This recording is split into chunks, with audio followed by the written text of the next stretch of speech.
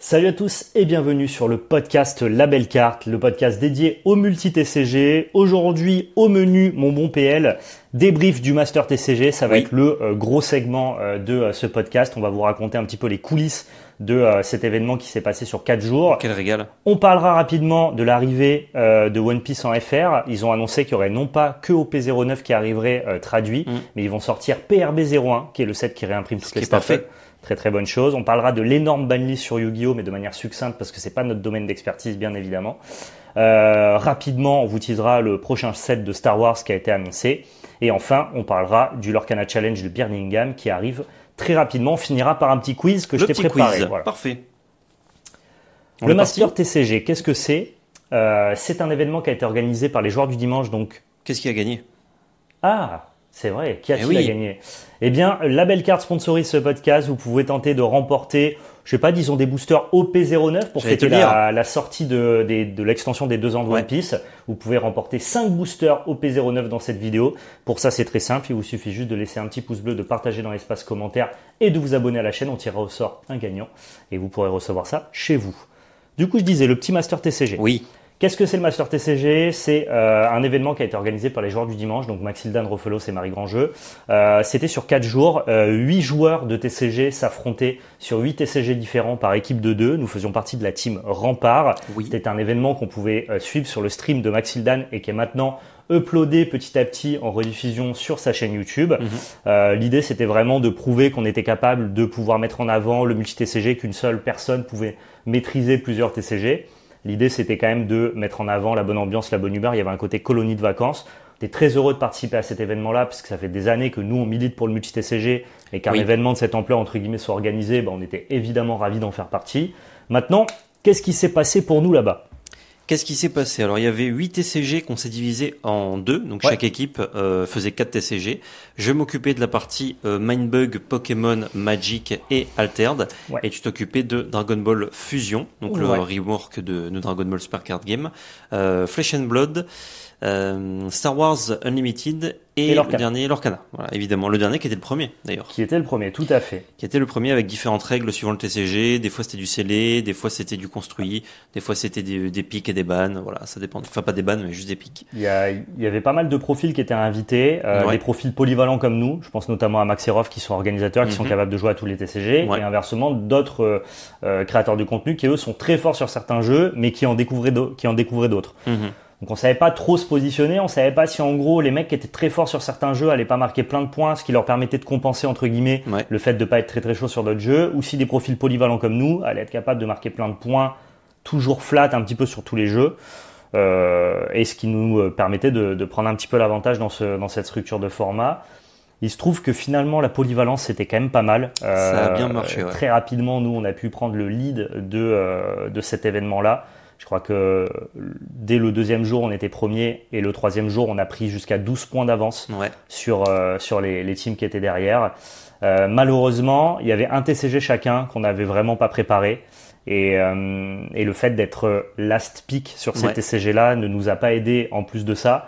En gros, c'est le prix d'être premier. Voilà, il y avait un petit format pour essayer de mitiger un petit peu l'avance des équipes et de pouvoir avoir un événement avec plus de suspense. En gros, les équipes qui étaient premières au moment de choisir les decks pour les TCG qui étaient avec un système de pick, eh bien, si tu étais premier du tournoi, tu te retrouvais du coup à piquer ton deck en dernier.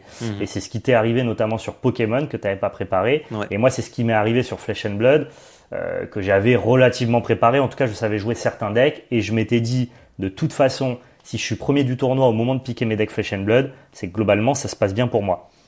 Ce qui était le cas, puisque j'étais premier du tournoi au moment de piquer mon deck Flesh and Blood, mais du coup, j'ai piqué un deck que je ne sais pas jouer et qui en plus n'est pas très bon. Ce qui fait que toi sur Pokémon et moi sur Flesh and Blood, on a rapporté quasiment aucun point. On a fait 3 points sur les 20 disponibles sur ces 2 TCG. Et l'énorme avance que l'on avait au préalable sur tous les autres jeux, c'est réduit jusqu'au climax de cette finale sur Magic contre Pedro Canali qui en l'emportant remporte le Master TCG. Il nous le chip sous le nez de ça. Il me bat 2-1 malheureusement. Ouais. Bah, c'était quand même une belle épopée. Jusqu'au bout, on a tenu bon. Et c'est vrai que tu te dis un petit point par-ci par-là en plus. Complètement. Ça fait la diff. Hein. un petit Reinhardt qui hit favorablement sur met une chance sur 2 ou met une chance sur 1,3. Tu prends un petit point par-ci. Toi, un petit coup de Palkia sur Pokémon, on prend un petit point par là. On va pas refaire le match dans non, tous mais les ça cas, se joue pas grand-chose. Puis bon, en fait, comme on était devant pendant tout l'événement, les gens étaient là en mode putain, mais en fait, ils sont chauds, on n'aurait pas dû les mettre ensemble. Sur tous les TCG, ils rapportent des points. On est chauds, nous. Ça les a fait un peu peur. Donc du coup, en fait, au-delà d'avoir le last pick parce que on vous parle de Pokémon et Flesh and Blood, on a eu le last pick. J'ai gagné le tournoi DB en ayant le last pick. Ouais, et je fais ex-aequo, mais au départage, je suis deuxième sur Altered. En ayant le last pick sur Altered. Ouais. Donc on a eu le last pick sur tous les TCG parce qu'on a pris de l'avance dès le début. Donc forcément, ça a forcément freiné la quantité de points qu'on allait être capable de générer. Mais au-delà de ça, il y a eu des coalitions. C'est-à-dire que les autres équipes... Le 2v6. Exactement. Les autres équipes, du coup, avaient un intérêt à ce que la première team marque le moins de points possible. Et ça allait jusqu'à proposer des strats, notamment chaque expert de chaque TCG, briefer les autres joueurs pour que eux puissent nous battre. Ouais. Donc, je pense que, je sais pas combien il a payé le coaching au Demian avec Pedro, mais pendant 20-30 minutes dans l'arrière-salle, là, je peux te dire que Dorinthea contre Reinhardt, au Demian, il connaît le match-up par cœur. Le prix, c'était de te battre. Voilà, le prix, c'était de me battre. Ce qui a été fait brillamment de la part d'Odemian. Faut pas lui donner beaucoup de conseils à Odemian pour que ça se passe bien. Il est très bon celui-ci. Mais quand tu as un cours magistral de Pedro pendant 30 minutes. Donc bon, voilà, il y a eu un peu de tirage de maillot, quoi. On était. Ouais, je pense qu'il y avait penalty 2-3 fois. Hein. Voilà. On commençait un petit peu à s'envoler. En même temps, ils étaient en mode putain, ils vont peut-être gagner dès le troisième jour. C'est une catastrophe. Pour le show, ouais. Bah, les poulets, fallait pas nous mettre à 2. Hein. Juste monstre. Fallait pas nous mettre à 2. Mais. Du coup, un peu déçu parce qu'à la fin, on ramène pas la coupe à la maison, quoi. Mais en même temps, coiffé au poteau. On est venu un peu les mains dans les poches. Ouais. Ah, moi, j'avais une prépa vraiment. J'ai été déjà, j'ai appris 4 semaines avant que je participais. Ouais. Et on avait déjà beaucoup de trucs de prévus. Tu t'es ramené chez Maxildan, tu savais pas jouer à Pokémon.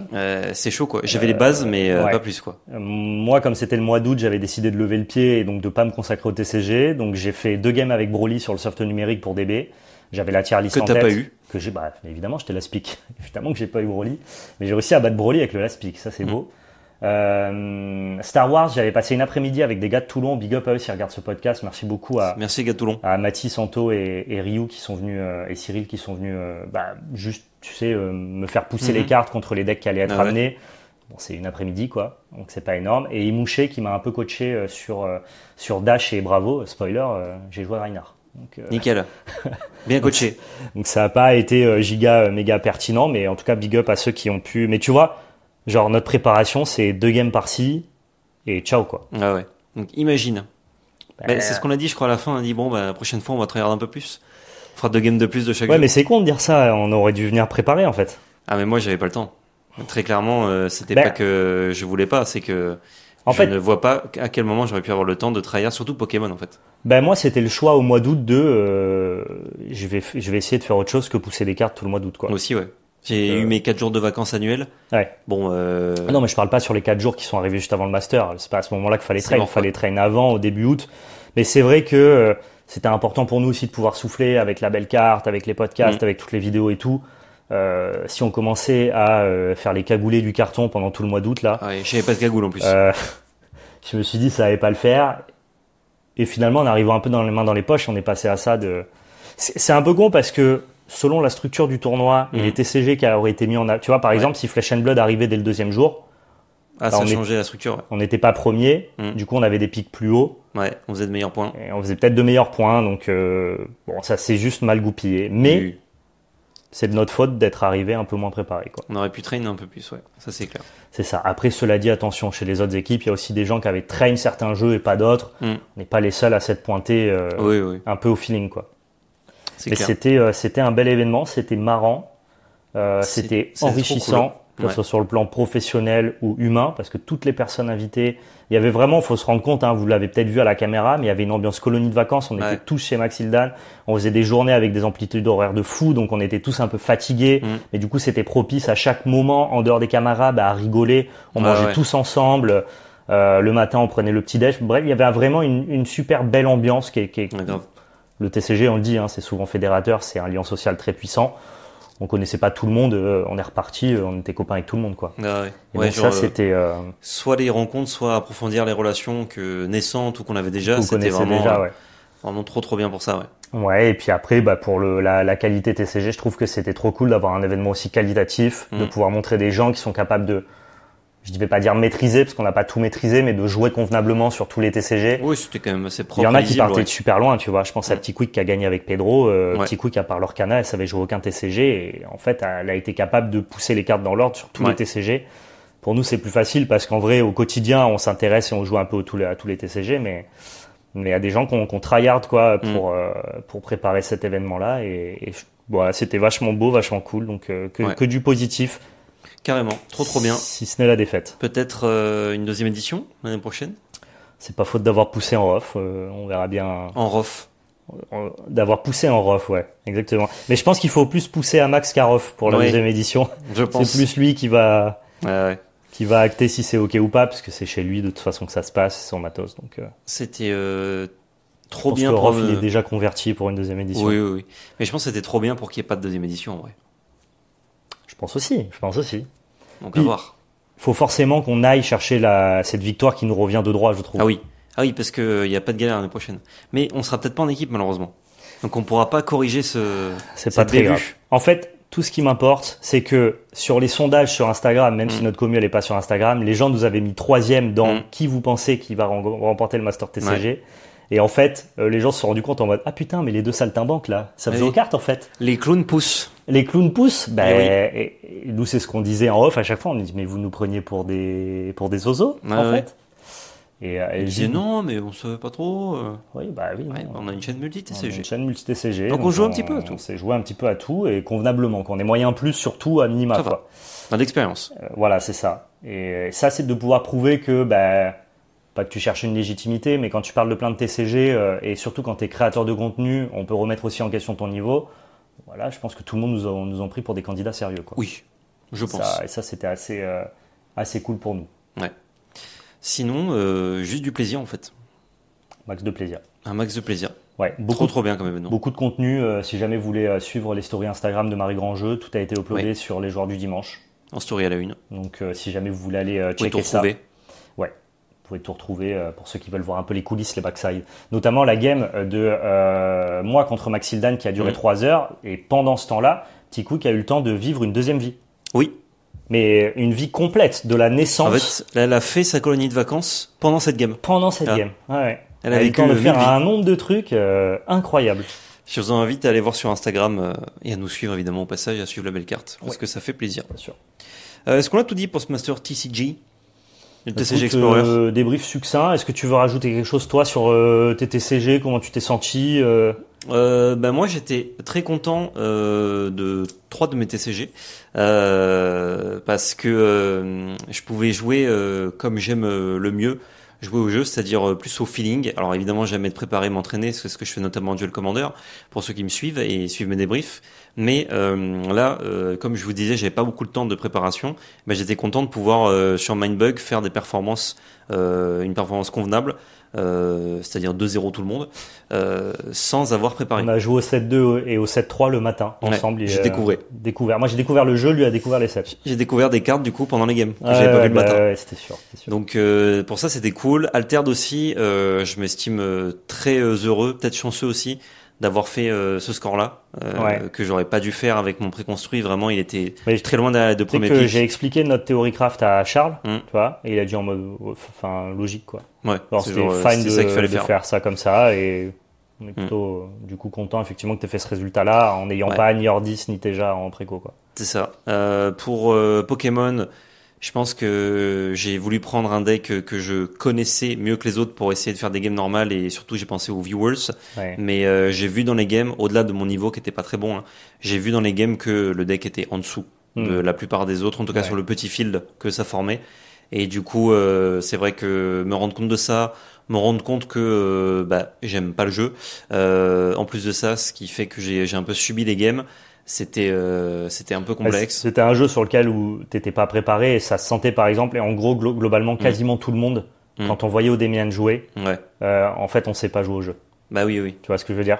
C'est vraiment clair. On a vu Odemian jouer, c'était incroyable et il pensait tout le temps, donc du coup au coup d'avant, c'était jamais son Pokémon actif qui était le plus menaçant, c'était toujours ce qu'il avait en backup, qui était toujours chargé. Vraiment une leçon de Pokémon. Je pense que c'est un bon jeu parce que bien sûr. quand tu le maîtrises.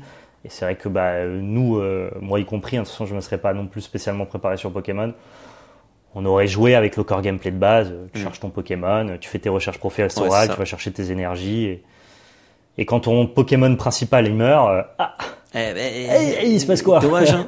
Voilà. Et tu vas chercher ceux qui sont dans les PV. Et non. Je suis pas outré qu'on fasse pas trop de points sur Pokémon. Je suis plus déçu sur Flesh and Blood où je pense avoir un niveau moyen plus élevé que Max et Odemian. Je pense que c'est le pic et t'as non-chat, hein. Mais je me trouve en last pick et face à une masterclass de Pedro qui fait que Odemian a exactement le plan parfait pour Reinhardt, exactement. Et puis il applique parce que c'est un gars extrêmement intelligent. Simple Odemian, à chaque fois on s'entraînait un peu en off sur Dragon Ball et je disais je vais arrêter de jouer contre toi parce qu'à chaque game t'es meilleur. Il fallait sentir le niveau. C'était avant qu'on fasse le tournoi. Quand il était à ton niveau juste en dessous, tu dis hop, stop. Ah ouais, on joue plus. Il fallait pas trop le nourrir quoi. Ça pousse bien quoi. Et pour finir du coup sur Magic, très content de moi parce que j'ai réussi avec un petit peu de réussite notamment à battre Rof qui avait le meilleur pool de très loin de tous les joueurs et les games que j'ai proposés, j'étais content de moi. J'estime pas avoir fait d'erreur ou peu, ou en tout cas c'est dur de juger au moment où je prends mes choix si c'est des erreurs. T'as pas fait d'erreur. Je pense que contre Rof, t'as vraiment beaucoup de chance que la variance de son deck te pète un peu à la gueule. Et après, ce reste est carré. Et du coup, d'avoir pu proposer ça en table filmée, parce que j'ai fait 2 games filmés, moi, pour le coup. C'était, sur Magic. C'était très cool et j'ai vu un peu les retours des commentaires aussi qui étaient en mode, oula, mais là, ça joue compète, mon match contre Pedro, genre, ça dit pas un mot, c'est genre... C'était un des seuls matchs du Master TCG où on était vraiment dans une ambiance de tournoi, parce qu'en vrai, tous les autres matchs, même s'il y avait de l'enjeu, du cash prize, des lots, un peu d'ego aussi, tu vois. En vrai, moi qui suis façade qui parle pas, je me suis allé à l'équilibre du moment, tu vois. Quand je jouais contre Max, ça rigolait, ça se tapait des barres. On n'avait pas notre meilleur niveau de jeu. Pour cette finale, ça rigolait pas, quoi. Ça rigolait pas. C'est ce qu'il fallait, hein. Finale du Master TCG, hein, donc. Tout à fait. Alors que on aurait pu juste verrouiller ça sans avoir besoin de faire la finale. Te rends-tu compte? Ouais, comme Quentin. Mais ouais, Quentin, te rends-tu compte? Mais oui. Écoute. Tu es encore déçu. La charge de revanche. Je suis encore déçu. Moi, c'est pas tant que je suis déçu, c'est genre la retombée après événement, tu sais, de revenir à la vie normale, entre guillemets. Ouais, parce que c'est vrai, je suis en mode cool. Oh la vache, putain, c'était tellement bien. J'ai envie de continuer à vivre ça, quoi. Bon, Max, Rof. Je dis ça comme ça. L'an prochain, quand même. Oui. Voilà. Avec Yu-Gi-Oh! Et One Piece. T'es pas obligé, hein, mais ça fait plaisir. Non, ça fait plaisir. Ça ferait plaisir. Bon, ensuite, parlons d'autre chose. Premium Booster. De une pièce. Ouais, vous savez ce que c'est Premium Booster? C'est ce fameux set qui est sorti au Japon, qui va sortir octobre-novembre en anglais et qui réédite tous les meilleurs staples du jeu. Avec des beaux skins. Ce Premium, avec des skins alternatifs pour les collectionneurs bien sûr, mais là je parle à vous les joueurs. Vous les joueurs qui attendent One Piece avec la sortie d'OP09 en janvier et qui se disent trop bien. Vous les joueurs qui attendez One Piece. Moi je joue en anglais donc je m'en fous. Moi je me mets pas... Oui, c'est vrai. Voilà. Mais tu seras content quand même. Oui. Du coup, pour les joueurs de One Piece là, qui se disent mais moi je vais me mettre au jeu avec OP09 en français, trop bien. Par contre, j'ai pas envie de me farcir les cartes en anglais d'avant. Comment je fais pour récupérer les staples, les bonnes cartes de méta? Eh ben en fait, je pense qu'ils vous ont écouté parce que je sais pas si ce sera avant ou en même temps que OP09, Premium Booster qui devait être exclusivement en anglais et qui, je le rappelle, édite toutes les meilleures cartes du jeu dans des skins alternatifs, sera également traduit en français. Ce qui permettra aux gens qui veulent se mettre au jeu exclusivement en français d'acheter du OP9, de récupérer les staples de Premium Booster en français. Et dans ce cas-là, on n'a pas besoin de réimprimer parce que les gens théorisés, ils vont peut-être réimprimer, on en parlait, l'OP1, l'OP2, l'OP3. Je dis franchement, c'est impossible. Genre, en termes de logistique, je n'y crois absolument pas. Il fallait faire des packs condensés, quoi. Je n'y crois pas. Par contre, traduire Premium Booster, même si c'était pas prévu à la base, c'est juste la meilleure idée qu'ils aient eue. Trop bien. Donc GG Bandai. Ça me fait plaisir parce que l'arrivée en français d'OP09 c'est déjà très bien. Et en plus avec PRB, ça va faire que les gens vont pouvoir récupérer notamment les skins et les staples.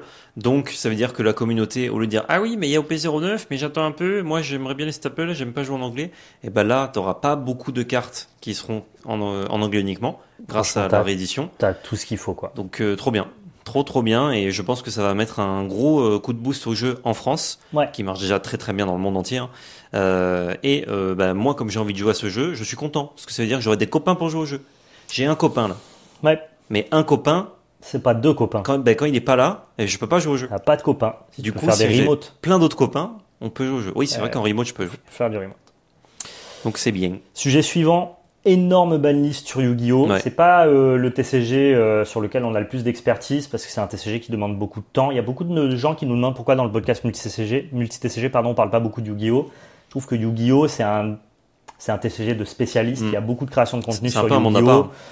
Il y a déjà pas mal de récaps, news et compagnie, donc de temps en temps on en parle dans le podcast multi-TCG, mais c'est pas un TCG émergent, et en vrai ce podcast multi-TCG il parle surtout des nouveaux TCG en soi. Il y a déjà des podcasts pour Yu-Gi-Oh! etc. Consommer du Yu-Gi-Oh! C'est vraiment ne consommer que Yu-Gi-Oh! C'est très difficile de le consommer comme un TCG annexe, il est très demandant, très...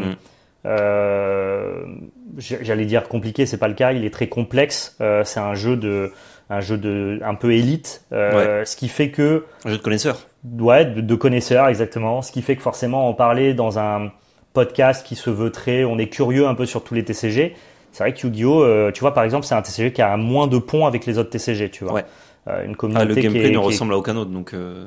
C'est ça, donc voilà, on n'en parle pas beaucoup, mais là rapidement on va parler de l'énorme banlist qui est tombée, une banlist qui fait 6 pieds de long avec des cartes bannies, avec des cartes limitées, avec des cartes débannies, des cartes délimitées. C'est toujours en 4 parties les bannis sur Yu-Gi-Oh! C'est ça. Ce qui est banni, ce qui est limité, ce qui est délimité, ce qui est débanni. Ouais, ce qui est semi-limité. Semi-limité. Ouais, et débanni. Donc pour le coup il y a eu énormément de changements, et en même temps c'est une banlist qui illustre bien l'interventionnisme de Konami, parce que ils designent exactement ce à quoi ils veulent que ressemble leur format en fonction de leur banlist, c'est-à-dire qu'ils prennent tous les decks dominants actuels, ils en détruisent aucun. Ben non, justement. Ils mettent un petit coup super malin. Ils mettent un petit coup sur le power level du deck. Ouais, alors généralement là ce qu'ils font c'est qu'ils brisent la consistance du deck pour inciter les gens théoriquement à switcher de deck, parce que si tu brises le power level mais que ça reste au-dessus, tu vas quand même avoir une grosse partie de tes joueurs qui vont continuer à jouer le deck. Alors que si tu brises sa consistance,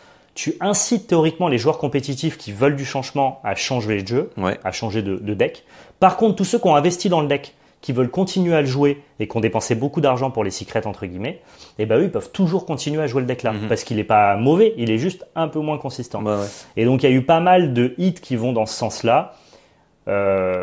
Inversement, pour essayer de régaler la communauté, ils débannissent des cartes un petit peu iconiques du jeu, ou alors qui ont été très fortes par le passé, en espérant peut-être que ça vienne avec les engrenages de méta bouleverser un petit peu tout ça. Globalement, de ce que j'ai pu suivre très rapidement, je regarde ça un petit peu de côté, je fais de la veille un peu sur Yu-Gi-Oh! Un peu de loin. Globalement, ça n'a pas l'air de changer énormément de choses au format. Okay. Je pense qu'il y a des gens qui attendaient d'avoir des hits un peu plus structurants. Et en même temps, moi, je trouve ça bien pour la bourse des gens que d'un coup, les decks que tu joues, dans lesquels tu as investi, soient pas poubelles, quoi. Ah ouais, c'est clair. Si jamais tu attends le marteau divin qui tombe, t'as pas trop envie de te tenir entre guillemets à la page au niveau méta. Parce que tu dis, ça se trouve, en fait, mes 2 decks là, c'est les meilleurs decks, ils vont être ban. C'est ça. Et ensuite, je vais devoir racheter complètement d'autres decks. Donc Yu-Gi-Oh! Se démerde toujours pour, quand ils font des bans, quand ils sont à charge sur un deck, c'est parce qu'il est dominant et joué depuis assez longtemps, une fois que les boîtes se sont écoulées. Ils ont jamais envie de hit les cartes des nouvelles boîtes parce qu'ils ont toujours envie que ça se vende. Et ils ont pas envie de hit les cartes moyen terme dans lesquelles les gens ont mis beaucoup d'argent parce qu'ils ont pas envie de décevoir leur fanbase. Et du fait que ça soit eux, Konami, qui design exactement leur banlist pour designer leur méta avec cet interventionnisme-là, et ben c'est un jeu d'équilibriste qui est extrêmement savant de leur part, mais extrêmement compliqué, et qui fait qu'à la fin, les joueurs sont probablement jamais satisfaits. J'ai commencé à regarder une vidéo de Vince HS sur le sujet qui analyse la banlist sous plein de critères différents. J'ai pas forcément eu le temps de la finir, mais je vous renvoie à cette vidéo, il vous parlera de ça bien mieux que moi. Super. Ensuite, le Star Wars. Il a été annoncé ce set sans trop de surprises sur le thème. On s'attendait à la prélogie. Alors c'est pas le seul thème qui a été annoncé, j'ai plus de tête les autres thèmes, mais évidemment on aura enfin la prélogie pour le set 3 de Star Wars. En plus les quantités devraient redevenir à la normale, donc on devrait tous être capables de pouvoir en profiter, et ça fait plaisir. On en vendra probablement sur labelcard.fr, notre site, dès qu'on aura les catalogues produits qui nous permettent de lancer les précommandes. Je suis personnellement très hype parce que je suis un enfant de la prélogie, donc moi Anakin, Obi-Wan ça me parle. Donc je suis très très hype pour ce set là. Rejouer à Star Wars pendant le Master TCG, ça m'a rappelé que j'aimais bien le jeu. Je me tâtais un petit peu à le mettre de côté parce que tu peux pas tout faire, tout suivre, c'est très compliqué. Et puis tu vois, finalement en jouant, en poussant les cartes, je me suis dit quand même il est cool ce jeu, il est fluide. À voir, j'en ai casté un petit peu du coup que je ne jouais pas étant dans ton équipe, et ça donne envie. Ça donne envie de le consommer, mais de temps en temps. Enfin pour ma part, en mode tu vois, je peux faire une petite game, un petit tournoi sur Star Wars avec plaisir. Ouais. Mais jouer qu'à ça, je m'y retrouverai pas. Il a cette force d'être trop compliqué pour être compétitif si jamais tu joues pas régulièrement. Ouais. Parce que vraiment à haut niveau, je pense que la manière qu'on a tous eu de jouer à Star Wars, c'est un des jeux qu'on a le moins bien maîtrisé. Même si j'avais l'impression de faire ce que voulait faire mon deck, mais sur les phases d'initiative, les trades, être proactif, réactif ou quoi. Ordonner toutes tes actions. Je pense qu'on a été... justement, la micro, ça va. C'est plus la macro, moi, je trouve. Moi, en micro, j'ai l'impression que j'ai fait exactement ce que voulait mon deck. Ouais. En skill, entre guillemets, développé dans l'ordre mes cartes, ça, je pense, j'ai pas de problème. Par contre, la macro anticipée, je pense que c'est là où j'ai pêché et c'est là où tu as besoin d'avoir du volume de jeu. Et c'est là où le jeu est très pointu et très difficile et où, globalement, on n'a pas eu un très haut niveau de jeu. Par contre, core gameplay de base, très simple à jouer. C'est-à-dire que être bon, c'est très dur. Fameux easy to learn, hard to master, il est vraiment assez easy to learn, je trouve. On a fait une vidéo sur cette même chaîne, du coup, si vous voulez aller voir à quoi ça ressemble, où j'ai découvert les règles du jeu pendant une game avec Val, et c'était très sympa. Donc plutôt hypé pour Star Wars, et très hypé que ça reprenne la prélogie. Je chasserai les showcases de Anakin en bon fan de Sasuke que je suis. Pour moi, Anakin, c'est Sasuke. Donc, oui. Et je suis pas fan de Sasuke pourtant. Mais Anakin, oui. Mais Anakin, j'aime. Et tu sais quoi, c'est Sasuke avec un sabre laser, ça change tout. C'est pour ça. Et pourtant, il a un sabre laser et Sasuke en Shippuden. Ouais, mais il l'a pas dès le début. Alors que là, Anakin, il l'a dès le début. Il a dès le début, ouais. Le sabre. Oh, bon, quand il est petit, il a pas le sabre laser. Non, mais il a un pod racer quand il est petit. Il a un pod racer. En fait, il a toujours un accessoire cool. En fait, je suis fan de Dark Vador, et Dark Vador, ça englobe Anakin. Désolé pour le spoil. Accessoire cool? Le costume Dark Vador? Le costume, ah ouais. Tu vois, il a toujours un accessoire cool. Il est très très cool. D'ailleurs, la showcase Dark Vador, je sais pas quand est-ce qu'elle tombera, mais vous n'êtes pas prêts, personne n'est prêt, les portefeuilles ne sont pas prêts. Est-ce que d'ailleurs tu es fan d'Anakin parce qu'il décime des enfants à un moment? Non, c'est le moment que je trouve le plus ridicule dans l'Attaque des clones. Le moment gênant quand tu aimes ce personnage. Complètement, ouais. En fait, je n'aime pas ce film à cause de ça. C'est dans l'Attaque des clones? Ouais. Non, c'est dans le 3 ça. Ah, il décime des enfants, mais il décime aussi tout un village, et il précise bien à Padmé qu'il a tué les enfants. Oui, c'est les hommes des sables, je crois. Exactement. Ouais. Mais du coup, il tue aussi des enfants dans ce moment-là. Par contre, quand il devient un seigneur Sith, qu'il est objectivement méchant et qu'il vrille totalement, ça fait plus sens qu'il aille tuer des enfants, et ça fait de lui un énorme fils de pute. Tu vois. Avant, c'est juste, j'ai pas pu me retenir. Là, dans l'Attaque des clones, il dit littéralement à Padmé, je les ai tous tués. Et les enfants aussi. Femmes et enfants. Et Padmé, elle s'assoit à côté de lui. Elle lui dit, ça arrive d'être en colère. Et moi, là, à ce moment-là, j'ai envie de give up le film. On va dépayer le review de film bientôt, ne vous inquiétez pas. Non, mais c'est une catastrophe, l'Attaque des clones. Et pourtant, j'adore les visuels, j'adore à la fin le grand combat, tous les Jedi sur Geonosis et tout. Il y a plein de trucs bien dans l'Attaque des clones. Mais les dialogues d'Anakin et Padmé, j'ai envie de crever ma race. Voilà. Elle lui dit, tu avais les boules, je comprends. Exactement. Eh ouais, j'avais les boules frappées. Je veux dire, à partir du moment où le gars il revient, il te dit, j'ai fumé tout un village et j'ai presque pris du plaisir, hein. Mais tu ne le fréquentes plus jamais, en fait. Il faut arrêter. Il faut t'en aller. Il faut pas faire le troisième film. Ça s'arrête au 2. Tu peux t'attendre à ce qui va se passer plus tard. Oui, c'est logique. Ouais. Bref, on digresse. En tout cas, Star Wars Trilogy, on a hâte. Mais voilà, j'adore la prélogie dans tout ce qu'elle englobe. Et oui, englobe. Ensuite, un gros tournoi qui arrive. On a Challenge. Le Lorcana Challenge de Birmingham, qui va se passer donc du coup à Birmingham. Mais non. Dites-le mieux que moi. Bien joué. Facilement, je pense, qui vont le dire mieux que moi. L'Orcana Challenge, c'est les énormes tournois à 2000 joueurs. C'est Birmingham d'ailleurs. Ouais. T'as mis un N. C'est Birmingham. Je me disais, putain, il le prononce bizarrement quand même. Birmingham. Enfin bref, c'est dans un endroit au Royaume-Uni. Ça sera en chapitre 5. Ça sera le premier challenge avec 2000 joueurs du chapitre 5. Oui. Et on l'attend énormément, nous, en tant que créateurs de contenu, en tant oui. que joueurs, Ça va être créateurs de débriefé contenu, sec. pour pouvoir décrypter un petit peu l'actualité compétitive du jeu et avoir un retour définitif sur le hive mind et le consensus compétitif, savoir quels sont les vrais decks qui sortent du lot, parce qu'actuellement, c'est un peu la foire à la saucisse au début du jeu, et comme il n'y a plus Pixelborn pour avoir un volume de jeu très imposant, c'est surtout les créateurs de contenu qui disent moi je pense que ça c'est trop fort, moi je pense que ça c'est trop fort, et finalement les avis des créateurs de contenu, nous les premiers, tout le monde en a et ça n'a pas de pertinence compétitive. Ce qui importe, c'est la data, c'est les stats. Et sur des tournois de 2000 joueurs, on commence à avoir des données qui sont relativement fiables. Ouais. Donc on a hâte de voir si vraiment c'est Amber Steel qui éclate tout, comme c'est un petit peu ce qui a l'air de se profiler actuellement ou pas. Et donc voilà, j'ai hâte. Je pense que je suivrai le tournoi en rediff si jamais ou en live si jamais j'ai l'occasion. Et je souhaite bon courage. Je sais qu'il y a beaucoup de Français qui vont se déplacer à Birmingham. Ouais. Donc force à eux. Ouais, bon courage à vous pour l'Orcana, chapitre 5. Hâte de vous voir en table filmée. Toi, si tu devais faire un call là, le deck qui gagne le tournoi? Deck qui gagne, c'est très dur parce qu'en plus il y a des nouveaux decks qui émergent, il y a des gens je pense qui ont trouvé d'autres decks peut-être qui gardent secret, après je sais pas s'ils vont perfer avec, mais qui ont peut-être train ça. Des decks qui émergent vraiment, il n'y en a quand même pas beaucoup, quoi. Je vois bizarrement un violet-rouge en finale. Le deck qui bouge pas, il est toujours solide, il fait des trucs. Il y a des experts de violet-rouge qui ont maintenant quasiment 1 an d'expérience avec le pack. Un peu moins d'1 an. Je vois bien ça potentiellement rossé. Et Amber Steel, sinon, c'est juste toujours très fort. Ouais, moi je pense que c'est le meilleur deck du jeu depuis bien longtemps, sauf que maintenant les gens sont... En fait, petit à petit, à chaque set, les gens commencent à être au courant de plus en plus. Et à chaque set, il y a encore des réticents qui sont pas au courant. Et chaque set passant, il y a 2-3 mecs qui finalement ouvrent les yeux jusqu'à ce qu'à la fin, tout le monde dise en mode ouais, en fait, Amber Steel, quoi. Depuis si longtemps, en fait. C'est un deck qui, s'il était beaucoup plus joué, serait beaucoup plus fort, juste naturellement. Il y a beaucoup de gens qui ou le jouent pas parce qu'ils ne se sentent pas capables de le jouer convenablement, ou alors pensent à tort que le deck est moins fort que les autres decks, alors qu'il est juste brutalement, absurdement plus fort que les autres.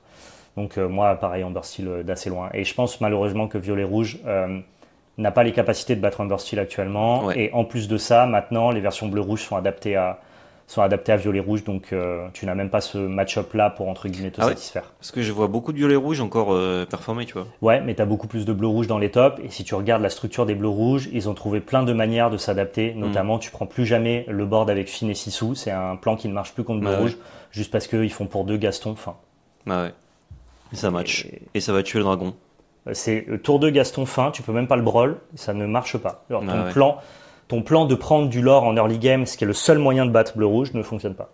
Et t'as pas de reach à distance, donc je crois assez peu à violet-rouge, moi, pour le coup. Je pense qu'on arrive enfin un petit peu à la fin de la domination de violet-rouge. Ça fait plaisir, parce que quand même j'aime bien le deck, c'est ça bon quoi. On n'empêchera pas, je pense que c'est joué par tellement de gens que ça n'empêchera pas d'y en avoir en top. Ouais, il sera représenté. Mais je pense pas que ça soit le meilleur deck et surtout pas celui qui gagne, quoi. Ok. Eh ben nous verrons. Oui, will see. C'est un petit quiz. C'est effectivement l'heure du petit quiz multi-TCG. Alors, je t'ai fait un quiz très très simple auquel je peux même moi-même participer. L'idée, c'est de reprendre un petit peu le Master TCG. Je vais te poser 6 questions en lien avec l'événement, mais en accent particulièrement sur les jeux de cartes. Première question. Oui. Quel est le TCG que tu as le moins aimé? Tu n'es pas obligé de parler d'un TCG que tu as joué. Tu peux parler de tous les TCG de l'événement. Parce que j'ai casté presque tous les TCG auxquels j'ai pas joué, évidemment. Sinon c'est compliqué. Je pense que pour des raisons que j'ai explicitées trop de fois hors caméra, c'est Pokémon. Parce que je trouve qu'en changeant 2 règles de base du jeu, on pourrait l'améliorer. Les récompenses devraient être piochées sur les dégâts et non pas sur l'attaque. Ça rééquilibre le jeu notamment. Je suis assez d'accord avec ça. Et le mulligan, ça n'a aucun sens en Big 2024 d'avoir un mulligan si restrictif. La misère, tu veux dire? La misère, ouais. Mais je trouve que ça te restreint pas trop, moi, la misère, inversement. Mais en fait, non, c'est pas la misère, c'est le côté. En gros, à Pokémon, vous devez forcément avoir un Pokémon de base dès le début en jeu, sinon vous pouvez pas jouer. Et les règles disent que si tu as un Pokémon de base dans ta main, tu es obligé de garder ta main. Ce qui fait que la structure de certains decks fait que quand tu es bloqué avec ton Pokémon de base qui est pas le bon, ou alors le reste de ta main est pas bonne, tu peux pas mulligan et du coup tu as une main pas ouf. Et je trouve ça très dommage de pas pouvoir un peu sculpter sa main comme à d'autres jeux, notamment parce que tu passes ton temps à tuto. Oui. Donc pourquoi le mulligan est si restrictif? Tu veux pas remettre en cause le système de misère? Non, moi c'est le système de keep. T'es obligé de keep si t'as un Pokémon de base. Comme tu dis, de toute façon, le deck est tellement consistant que le Pokémon de base dont t'as besoin, tu vas le trouver. Ouais, mais t'as quand même des scénarios bizarres des fois. Genre le scénario où comme t'as... dans tous les TCG, non? T'as ton Pokémon... Oui, mais dans les autres TCG, t'as le droit de mulligan. Oui, enfin, où t'as des mulligans qui sont pas permissifs du tout, tu vois.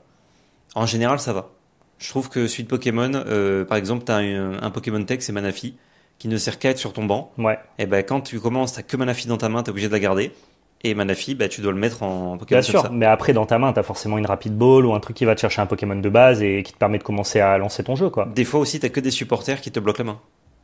Ouais, mais du coup, ça veut dire qu'en gros, tu parles du scénario où t'as que Manaphy, full supporter, ton oppo il fait attaque, t'as perdu. Non, même pas que t'as perdu, juste qu'en fait, toi, ça va te prendre 1 ou 2 tours pour te setup parce que t'as pas ce qu'il faut, alors que l'adversaire, non. Moi, j'aime bien le système de récompense inversée. Sur le mulligan, je suis pas aussi. Je trouve que ça coûte rien de changer. J'imagine que eux, en interne, en développant justement un mulligan permissif, ils se rendent compte qu'il y a des decks qui seraient beaucoup trop. Peut-être que eux ont d'autres données, mais moi, en tant que joueur occasionnel du jeu, ça t'a un peu frustré. C'est ça et les récompenses, mais c'est pire que tout. En fait, tu dois être devant pour récupérer les récompenses qui potentiellement sont le corps de ton gameplay parce que t'as pas eu de chance et t'as mélangé tes récompenses, en fait, tes cartes clés dans tes récompenses. Comme c'est un jeu de contre-attaque, j'essaie de me faire l'avocat du diable, même si moi j'aime bien ça. Moi je joue à DB pour ça parce que quand tu te fais charcler, justement, c'est toi qui pioches tes cartes et c'est cool. Aussi. Mais en fait, c'est un jeu de contre-attaque. Donc du coup, si jamais quand tu pètes le Pokémon de ton oppo, en plus de ça, tu lui donnes 3 cartes pour lui sa contre-attaque. Je pense que du fait que ça soit seulement un jeu de contre-attaque, ça avantagerait beaucoup trop le joueur défenseur par rapport au joueur proactif. Et que peut-être que dans leur équilibrage, nous, on a des avis de joueurs casus sur Pokémon, ça fonctionnerait pas très bien. En tout cas, dans les faits, les joueurs les plus compétitifs sont souvent dans les tops, donc ça a l'air d'être un jeu qui est assez régu, quoi, pour le coup. Après, bon, c'est des mécaniques de gameplay particulières. J'entends que ça parle pas plus que ça, quoi. Ouais.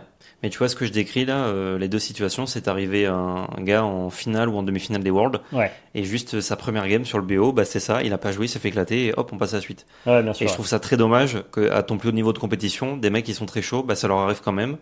Et du coup, t'es en mode, franchement, tu pourrais régler ça, quoi. Ouais, mais à Magic, tu fais des deaths, et on dit tous, tu pourrais régler ça, et oui, les TCG émergents le règlent, quoi.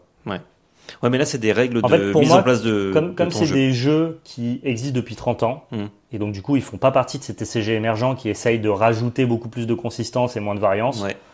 Pour moi, c'est comme Magic sur Pokémon. Ouais, mais t'as un peu la sensation au début de la partie, il y a un pourcentage de chance qu'elle soit un peu perdue d'avance, et tu le découvres dès que tu commences à jouer, parce que dès que tu regardes dans ton deck ce qui arrive beaucoup à Pokémon, tu te rends compte de ce qu'il y a dans tes PV. Et du coup, juste ces games-là, je trouve qu'elles sont pas nécessaires, quoi. Après, voilà, c'est mon avis sur le jeu. Ouais, non, bien sûr. Je dis pas que c'est un mauvais jeu. C'est toujours important d'amener le débat et c'est le but de Squeeze de pouvoir aussi défendre un petit peu parce que les gens qui voudraient défendre Pokémon, ils peuvent pas forcément le faire. On peut le faire dans les commentaires. Voilà, dans les commentaires, mais je pense qu'il y a certains. On a beaucoup d'envie, notamment quand on n'est pas des joueurs compétitifs d'un jeu, qui dès lors que c'est un avis casual, là, totalement. Dès lors que en fait tu appliques cet avis-là dans le jeu il fonctionne plus, tu vois. Il y a plein de gens qui diraient à Magic, ce serait bien que tu aies juste ta pile de land à côté de ton deck. Oui, il y a des trucs qui fonctionneraient beaucoup trop bien si on faisait ça, tu vois. Mais là, ça te demande de changer beaucoup de choses dans le jeu. Ouais. Je pense sur Pokémon, c'est énorme de faire piquer les récompenses à l'adversaire. Je sais pas, hein.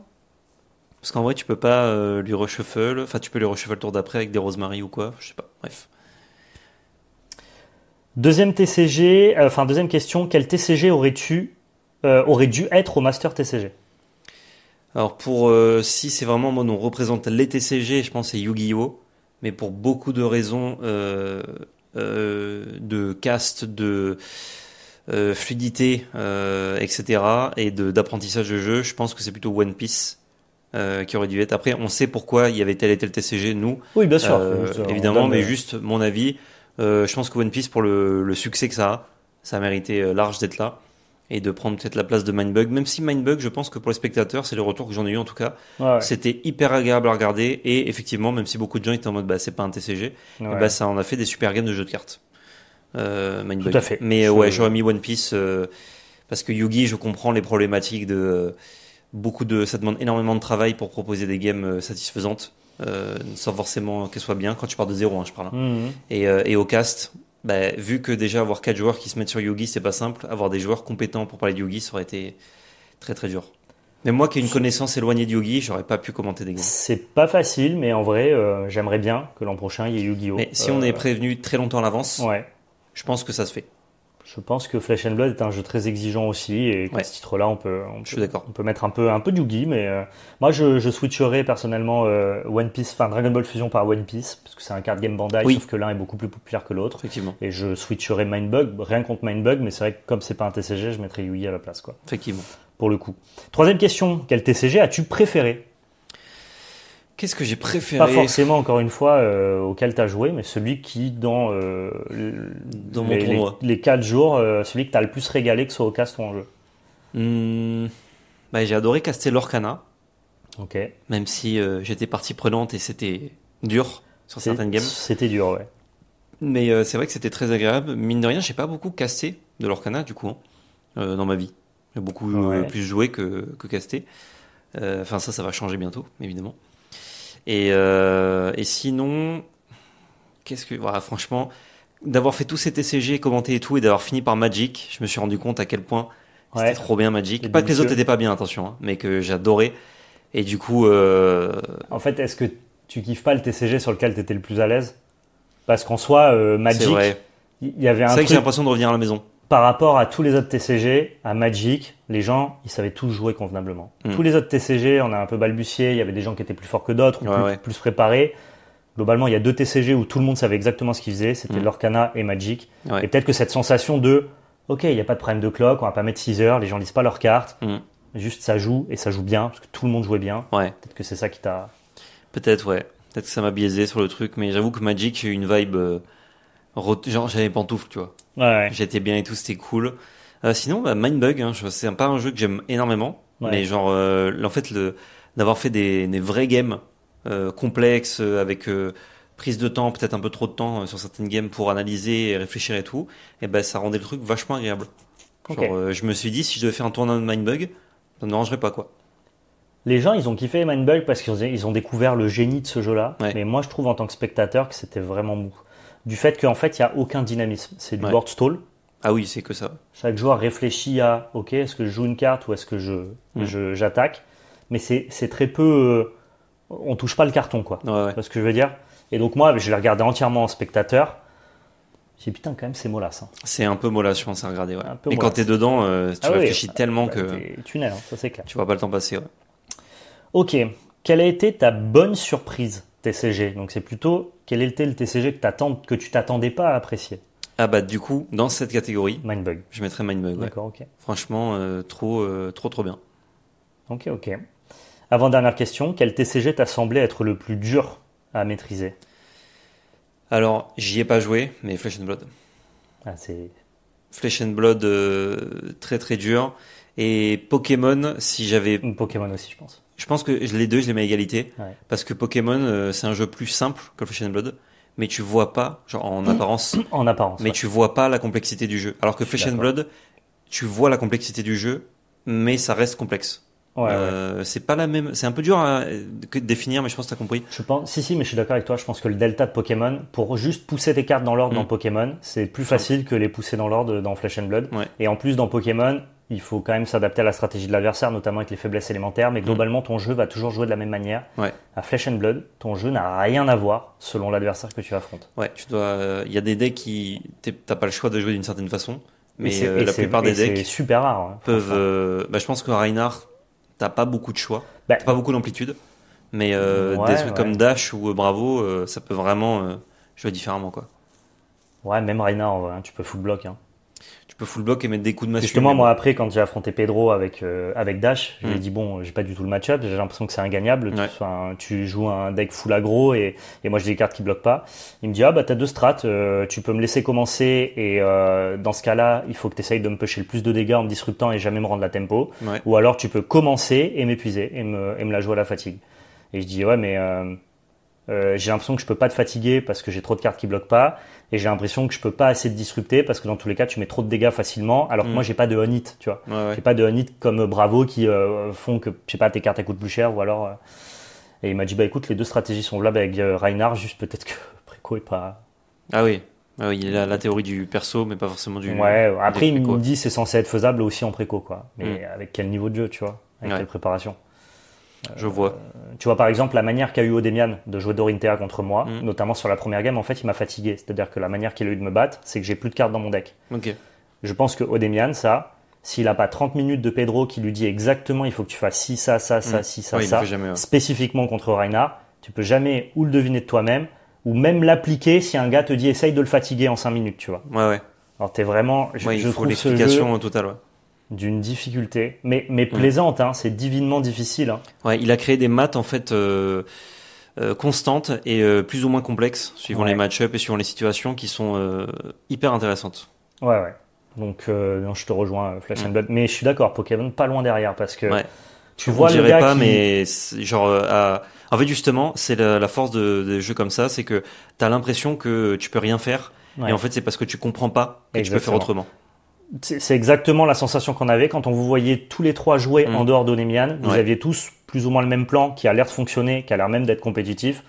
T'essayes de chercher ton Pokémon, t'essayes de le charger, tu fais tes talents, t'essayes de jouer tes cartes dans l'ordre. Quand tu vois Odemian, tu te dis ok, c'est un autre jeu. Exactement. Donc très difficile aussi Pokémon. Et enfin, quel TCG t'a semblé être le plus facile? C'est un peu biaisé parce que Magic, j'ai beaucoup plus l'habitude. Mais c'est plutôt d'un regard objectif. Genre je pense que Magic est pas le plus facile. Quel est le plus facile, c'est-à-dire facile à prendre en main et faire des games décentes. Ouais, facile d'être un joueur moyen plus. Facile d'être un joueur moyen. Ne pas faire d'erreurs monumentales, tu vois. Arriver à pousser tes cartes dans l'ordre. C'est très dur parce que ils sont tous quand même assez complexes. Même DB avec des précos. Tu me l'as montré notamment quand je te servais de punch in ball. C'est super dur. En fait, early mid game, il va te sembler normal, même si tu poses juste les cartes, mais en fait tu te rends compte, surtout parce que tu m'as expliqué que le jeu n'a rien à voir avec ça. C'est giga contre-intuitif. Ça se joue pas comme ça en fait. Ça se joue pas comme c'est écrit sur les cartes. C'est un peu bizarre. Suivant le deck que t'as, le match-up. En fait, ta manière de jouer en early, en mid-game à DB va à l'encontre total du dynamisme pour lesquels les cartes ont été designées. Et ça, ce que je disais à Pedro, en vrai, t'as beau être fort ou intuitif sur les TCG, c'est un plafond de verre. Si on t'explique pas ce qu'il faut faire, tu le feras pas. Et moi, je voyais, je l'expliquais pas au Demian, mais je le faisais dans les games. Et intuitivement, par mimétisme, il commençait à le faire sans forcément le théoriser et donc l'appliquer à la lettre. Évidemment, je ne l'ai pas dit avant de jouer la game contre lui, mais déjà, il commençait à jouer l'early game mieux que ce qu'il le jouait en amont, quoi. Donc c'est vrai que ça semble facile, mais c'est pas le plus facile, moi, je pense, DB. C'est un peu dur à dire. Et surtout pas en compète. Mindbug, en soi, tous les textes sont sur les cartes, et du coup, si tu connais juste un peu les cartes que tu peux te prendre, tu sais un peu autour de quoi tourner. Donc, pour faire des games décentes, Mindbug, c'est assez facile. De toute façon, c'est un jeu de société. C'est pensé pour. Ouais. C'est pas comme les autres jeux qui te demandent d'apprendre des règles, etc. Ouais. Quel autre TCG sinon? Moi, c'est dur pour moi, Mindbug, parce que moi, je suis un gars qui a beaucoup plus facilement de théorie, qui engrange beaucoup d'informations, qui sont moins intuitifs. Moi, j'ai besoin d'avoir des patterns de play, d'avoir des, tu vois, de reproduire, de comprendre ce que je fais et tout, plutôt que de débloquer des situations, d'arriver dans des puzzles. C'est moins mon game, et Mindbug, c'est grave ça, donc c'est sûr, c'est pas pour moi. Je trouve que Altered et Lorcana sont quand même plus faciles que les autres. Je voulais dire Lorcana, mais je me dis, il y a quand même une profondeur. Ils en ont tous. Voilà. En fait, une fois que tu as la base, d'un coup, la marche d'après, elle est vachement plus basse. D'accord. Mais effectivement, si jamais il y a quelqu'un, je suis en équipe avec quelqu'un, et il me dit, putain, quel TCG prendre? Je le mets sur Mindbug, Altered, Lorcana. Sur la même sélection. Mindbug, je suis pas sûr, hein, franchement. Je te dis, si t'as pas Parce qu'en fait, il aura pas besoin d'apprendre beaucoup de choses. Ah oui, il aura juste besoin de réfléchir. En 3 phrases, je lui apprends les règles du jeu. Et ensuite, je dis, après, faut que tu réfléchisses, tu vois.